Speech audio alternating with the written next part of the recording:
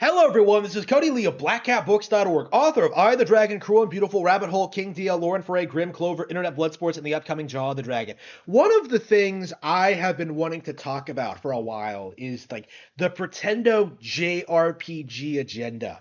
I don't know what else to call it because it seems to be a very real thing that exists that people have caught on to, that people are pointing out, that they are addressing. But like I don't know if I can't think of anything more clever or more succinct than that. The Pretendo JRPG agenda, which is, of course, like the phenomenon in which Nintendo YouTubers will actively like deride every single RPG on Nintendo consoles that comes out, particularly if it's turn-based, but also if it's like a Xenoblade game or really anything that like looks vaguely anime-esque, right? This has been like a cliche for a long time. People like Scott the Woz like have normalized it. Arlo has normalized it. I believe people like Peanut Butter Gamer has normalized it. I find it really strange to believe, really hard to believe that people who legitimately enjoy games like Persona 5 or Final Fantasy 6 or anything else would really have a problem with, or Paper Mario would really have a problem with like turn-based games on Nintendo hardware. It just does not make sense to me, especially since so many of these games are so radically different to begin with. Like saying that like Ys 9 and Triangle Strategy, two games that I'm very into at the moment, are like the same game is laughable to me. Like they're not similar at all, honestly. Like Fire Emblem Three Houses and uh and Triangle Strategy aren't that similar, despite both being strategy games. Like Fire Emblem Three Houses and Fire Emblem Three Hopes aren't even aren't even the same genre, despite being part of the same series and like having the same characters. So it is it's an interesting phenomenon that doesn't seem to have any basis in like any rationality or any real like thing, right? Like it feels like Pretendos are bitching about JRPGs because they are a prevalent genre that that get a lot of focus on in Nintendo Directs, right? Like it's interesting when you look back and see how these same people, will like get excited over like Final Fantasy VII. Oh man, that was so big back when it first came out on PlayStation. That was such a big deal. And then somehow when you get to like the shift, which people still don't like to admit exists, by the way, where like the JRPGs went from PlayStation back to their home on Nintendo consoles, and then suddenly the JRPGs became uncool. Like people like Max Dude will like swear to you that Final Fantasy VII was the last RPG they ever played, but oh man, it was so good. It's the best. Bro, like I love Final Fantasy VII, I do, but like to say it's like the best RPG when like it's the only one you've played is just ridiculous. That would be like if I said like played Mortal Kombat 2 and said that was the best fighting game ever. Yeah, it's probably like one of the best games in the series. It's like highly influential. Like I really love it. Like I put a lot of time into it. Like I love that game a lot, but it's not the best ever by any stretch of the imagination, right? There's nothing about Mortal Kombat 2 that really makes it that really like makes it that caliber. Honestly, like Street Fighter 2, I think is objectively better. Like I'm sure Third Strike is better. Mortal Kombat 9 is better. I'm sure Arc System Works is better. Like Dragon Ball Fighters, like I think I like more. Like I really really like Mortal Kombat 2, but it's not the best game ever, right? And Final Fantasy 7 isn't the best RPG ever, right? And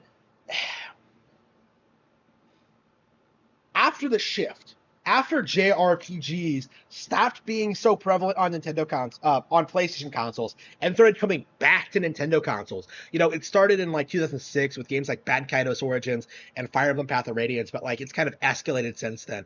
Like JRPGs dominated the Nintendo DS lineup. There were great games on 3DS, like Fire Emblem Awakening was a phenomenon. And now that we're on Switch, it feels like, objectively speaking, all of the biggest, most successful JRPGs are on Switch. Like games like Tales, they just can't compete. Like Final Fantasy 16 is going to. We're at the point now where I legitimately think that like we are going to see some major Nintendo RPG franchise overtake Final Fantasy in the next decade or so. I think all Monolith Soft would have to do in order to like outdo Final Fantasy is just release a turn-based RPG with like their general like character designs and like writers. So like I think that's all they need to do at this point is just get rid like completely change the combat system, make it turn based, and they're suddenly like doing better than Square Enix. That's what I expect to happen. Like I think what's Monolith Soft makes like a new IP, something unrelated to Xenoblade. I think it will eventually. I think critically I think critics will kind of acknowledge it as being better than like what Final Fantasy is right now.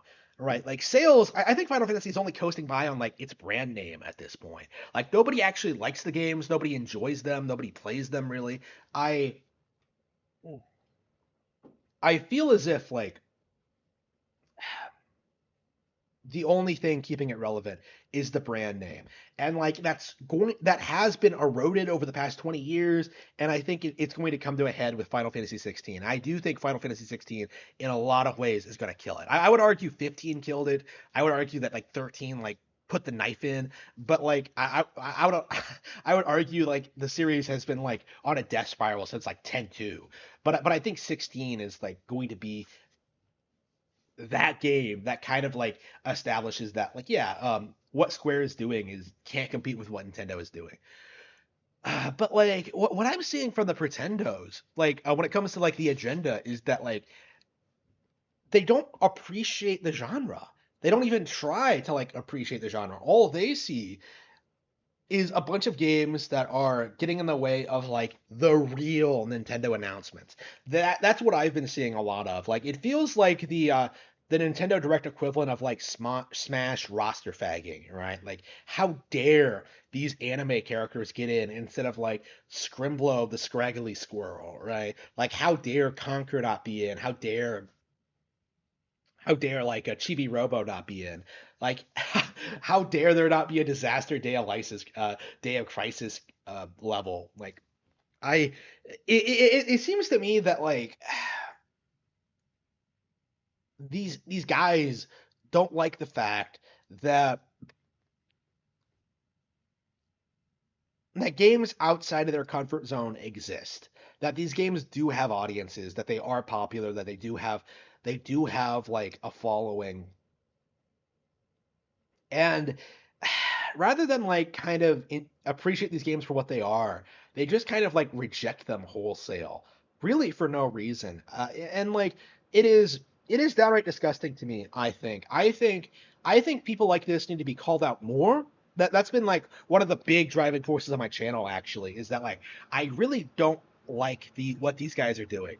Okay, I I want to see more I want to see people addressing the Nintendo JRPG agenda for what it is. A bunch of fanboys who can't accept that this genre of video games exists.